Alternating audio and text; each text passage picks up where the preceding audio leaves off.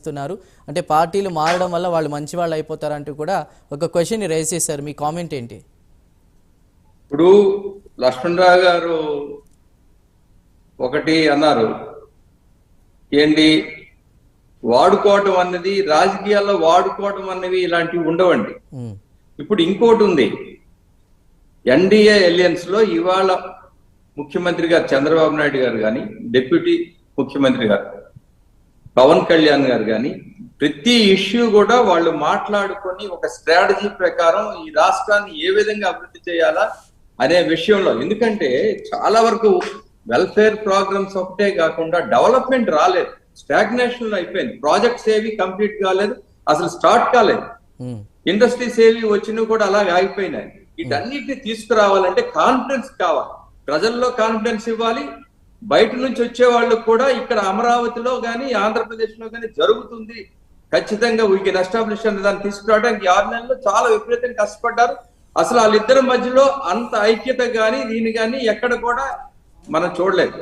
So ఇక్కడ internal disputes, YCP strategy అది internal disputes create చేయాలని, లేకపోతే ఇది మాట్లాడడం తప్పిస్తే దాని గురించి పట్టించుకోవాల్సిన అవసరం కూడా లేదు. లక్ష్మణరావు గారు మిత్రులు మాకు తెలుసు, కానీ పార్టీ పరంగా మాట్లాడుతున్నారు. ఓకే, నేను అందుకే సమాధానం చెప్తున్నా, దాని గురించి మేమైతే ఇలాంటివి ఉంటాయి. ఎందుకంటే ఒక ఎలియన్స్ వచ్చినప్పుడు ఈ ఎలియన్స్ ని ఏ విధంగా విడగొట్టాలి, విచ్ఛిన్నం చేయాలనేది ప్రతిపక్షం కూడా చేస్తుంది. కాబట్టి అందులో కామెంట్ గా తప్పిస్తే అందులో వాస్తవం కానీ రియాలిటీగా నాకు లేదు. అలాంటి అవకాశం కూడా, ఆ ప్రశ్న కూడా ఉత్పన్నం కాదు, అలాంటి అవకాశం కూడా లేదు.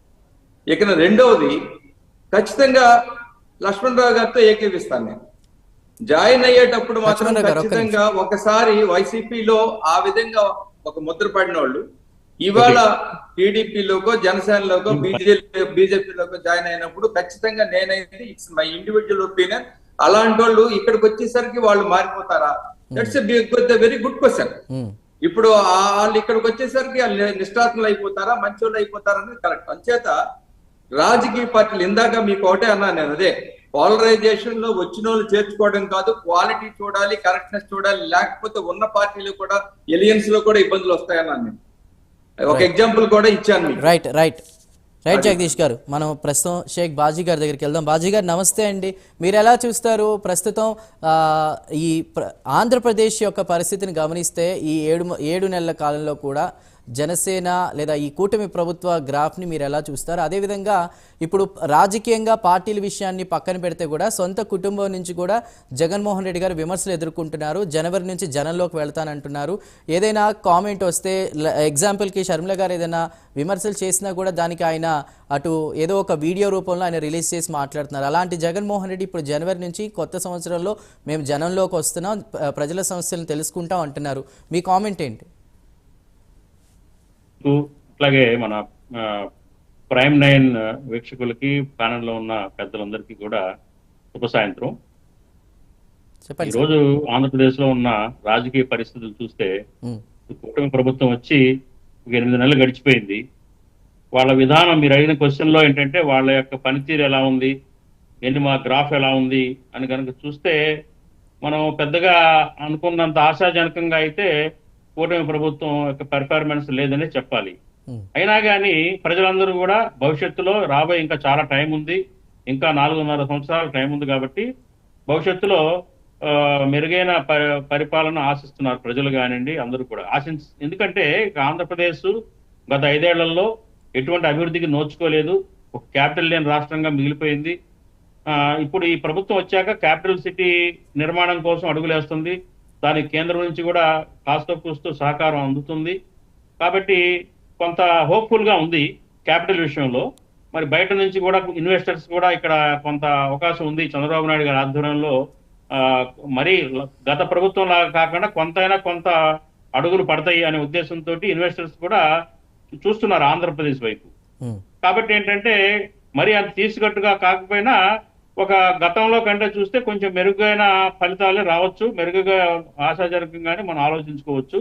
ఇకపోతే పవన్ కళ్యాణ్ గారి అంశంలో వచ్చేసరికి, పవన్ కళ్యాణ్ గారు ఇప్పుడు ప్రస్తుతం అయితే కూటమిలో ఉప ముఖ్యమంత్రి, కీలకమైన శాఖల్లో వాళ్ళ మంత్రివర్గం సభ్యులు ఉన్నారు, వాళ్ళ పార్టీ వాళ్ళు.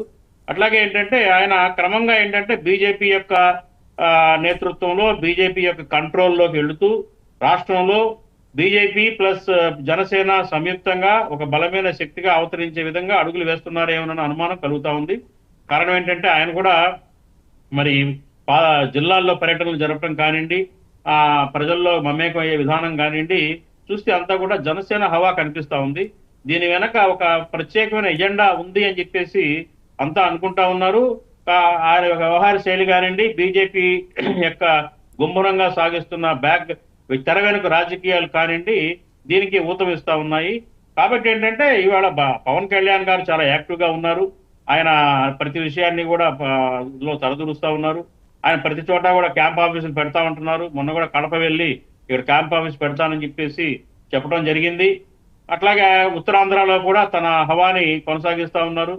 చక్కగా ఆయన అన్ని చోట్ల కూడా మమేకమై ప్రజల్లో తిరుగుతా ఉన్నారు. ఇంకా రాబోయే రోజుల్లో కూడా జిల్లా పర్యటనలు కూడా చేస్తామని చెప్పడాన్ని బట్టి చూస్తే కనుక రాబోయే రోజుల్లో పవన్ కళ్యాణ్ గారిదే హవా నడుస్తుందేమో అని చెప్పేసి అర్థమవుతా ఉంది. దీనికి బీజేపీ సపోర్ట్ తోటి మరి బీజేపీ సపోర్ట్ తో వెళ్తున్నారు అంటే మరి టీడీపీకి మరి ఈ రెండు పార్టీలకి మధ్య ఏం జరుగుతుంది అనేది కాలమే నిర్ణయించాల్సి వస్తుంది. ఇకపోతే వైసీపీ విషయానికి వస్తే కనుక వైసీపీ గత 5 ఏళ్ల ఆయన పరిపాలనా విధానం జనానికి నచ్చక పక్కన పెట్టారు 11 సీట్లతోటి. ఆయన మళ్ళీ పూర్వ వైభవాన్ని తెచ్చుకుందాం